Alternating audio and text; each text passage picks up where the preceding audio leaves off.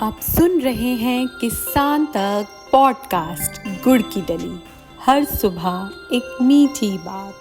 नमस्कार, मैं शिवानी अग्निहोत्री और आज की मीठी बात जुड़ी है किसानों से।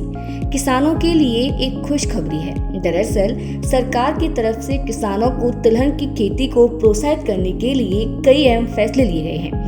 इन्हीं में से एक है किसानों को कई योजना के तहत मिलने वाली सब्सिडी, जिनमें कई तरह के फायदे उन्हें मिलते हैं। केंद्र सरकार की तरफ से ये सब्सिडी आमतौर पर राष्ट्रीय खाद्य सुरक्षा मिशन और ऑयल सीड मिशन के तहत मिलती है।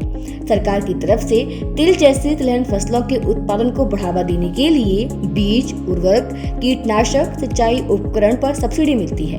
बता दें कि सरकार किसानों को तिल की खेती के लिए लगातार प्रोत्साहित कर रही है। बीजों पर सब्सिडी देकर सरकार ये सुनिश्चित करना चाहती है कि किसान कम से कम लागत में ज्यादा से ज्यादा उत्पादन करें। अगर किसान तिल की खेती के लिए मशीनरी जैसे कि थ्रेसर, स्प्रेयर, पावर वीडर लेना चाहते हैं तो उन्हें 40 से 60% तक की सब्सिडी मिल सकती है।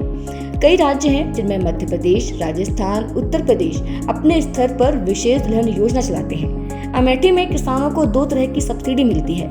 10 साल से कम गुणवत्ता वाले बीजों पर 20 से 30% तक सब्सिडी मिलती है, तो वहीं 10 साल से ज्यादा गुणवत्ता वाले बीजों पर 40 से 50% तक की सब्सिडी मिलती है।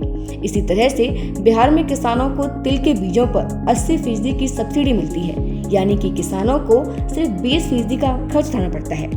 इन योजनाओं का मकसद यही है कि किसानों को अच्छी क्वालिटी के बीज पर कीमत मिल सके, साथ ही उन्हें तिल की खेती के लिए ज्यादा निवेश भी न करना पड़े।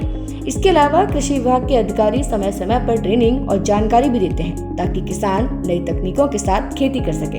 कई राज्य भी अपने स्तर पर और सब्सिडी देती है। खेती किसानी से जुड़ी ऐसी ही अच्छी और राहत भरी खबरों के लिए सुनते रहिए हमारा ये खास पॉडकास्ट गुड़ की डली।